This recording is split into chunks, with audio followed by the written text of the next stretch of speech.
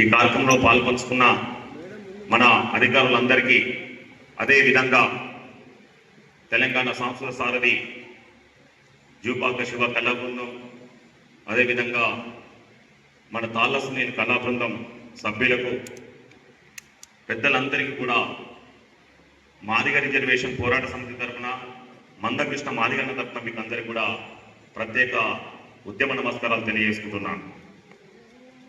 ఈరోజు బాబు జగజ్జీవనరావు గారి 119వ జయంతి కార్యక్రమం మనం ఇంత ఘనంగా నిర్వహించుకోవడం చాలా గొప్ప విషయం. మన జిల్లా కలెక్టర్ గారు దళిత సంఘాలతో రివ్యూ ఏర్పాటు చేసి మన డీడీ గారి ఆధ్వర్యంలో మేమందరం కూర్చొని మేడంకు విషయం తెలియజేయడం జరిగింది.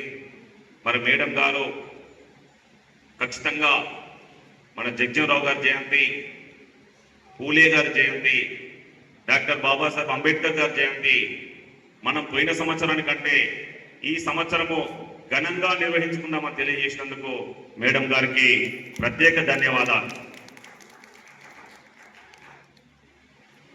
పోయిన సంవత్సరం ఆ చక్కటి కార్యక్రమం నిర్వహించుకున్నాం. ఈ సంవత్సరం కూడా మనము ఈ కార్యక్రమం నిర్వహించుకోవడం జరుగుతుంది. మరి మహానీయులను గుర్తు చేసుకోవడం, మహానీయులను మనము వారి యొక్క ఆశయాలను పంచుకోవడం, మహానీయుల యొక్క ఆశయాలను మనం ముందుకు తీసుకుపోవడం మనందరి బాధ్యతగా గుర్తించవలసిన అవసరం ఉన్నది. 1975 సంవత్సరం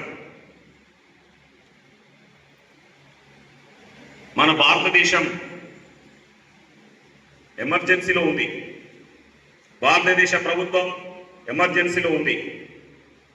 అప్పుడు మన ప్రధానమంత్రి ఇందిరాగాంధీ గారు ఆ ఎమర్జెన్సీ సమయంలో మరి మన కోసం, ఈ దేశ ప్రజల కోసం, ఎస్సీ ఎస్టీ బీసీల కోసం, మరి ఈ యొక్క యావత్తు దేశ ప్రజల కోసం మరి ముందుండి ఈ దేశ ప్రజల యొక్క వ్యవస్థను కాపాడడం కోసం ఆహార్నిశలు కష్టపడ్డది ఎవరన్నా ఒకరు ఉండరు అంటే ఈ భారతదేశంలో ఒక బాబు జగజ్జీవనరావు గారని మీకు తెలియజేసుకుంటున్నాను నా సోదరులారా.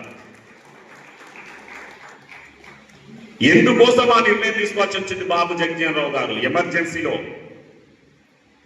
ఎమర్జెన్సీ వచ్చింది అంటే భారతదేశ ప్రభుత్వం కానీ భారతదేశం మొత్తం కూడా ఇబ్బందికరంలో ఉన్న పరిస్థితులలో దేశం కోసం తన యొక్క శక్తిని ఉపయోగించి, తన యొక్క వ్యక్తిత్వాన్ని ఉపయోగించి ఈరోజు ప్రజల కోసం మరి కార్యక్రమాలు తీసుకొని మనలో ముందు నడిపిందంటే మరి బాబు జగజ్జీవనరావు గారని గుర్తు చేస్తున్నాం. అంతేకాకుండా 40 సంవత్సరాలు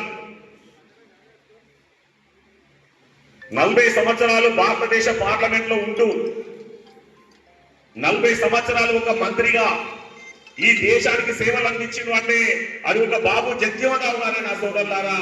ఏకదాటిగా 40 సంవత్సరాలు ఈ దేశ ప్రజల కోసం పోరాటం చేస్తే ఈ దేశం భారతరత్నగా డాక్టర్ బాబాసాహెబ్ అంబేద్కర్ గుర్తించకపోవడం, భారతరత్నగా జగజ్జీవనరావు గారిని గుర్తించకపోవడము ఎంత ఆశ్చర్యమో మీరు ఒకసారి తెలుసుకోవాలని తెలియజేస్తున్నా.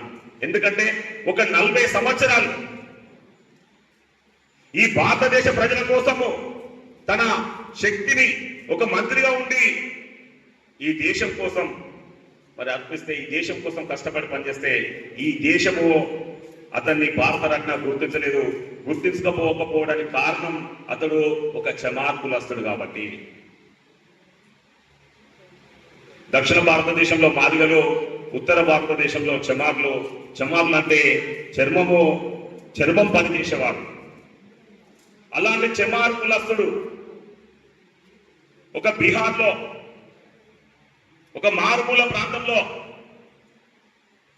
జన్మించి ఈ భారతదేశాన్ని పరిపాలించే స్థాయిలో ఈ భారతదేశానికి ఉప ప్రధానిగా సేవలు అందించి ఈ భారతదేశంలో ఉన్న అందరి ప్రజల కోసం కష్టపడితే ఈరోజు భారతరత్న ఇవ్వకపోవడము ఎంత ఈ ప్రభుత్వం ఇప్పటికైనా గుర్తించవలసిన అవసరం ఉన్నది.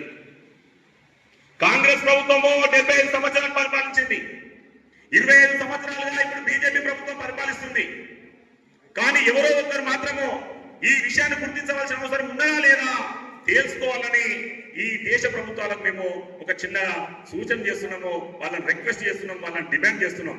భారతరత్న ఇవ్వాల్సిన అవసరము జగజ్జీవన్ రావు గారికి ఇవ్వాల్సిన బాధ్యత ఈ దేశ ప్రభుత్వాల మీద ఉన్నది అని మేము తెలియజేస్తున్నాం. భారతరత్న ఇవ్వాలి కదా, ఎందుకోసం ఇవ్వాలి? ఈ రోజు మేము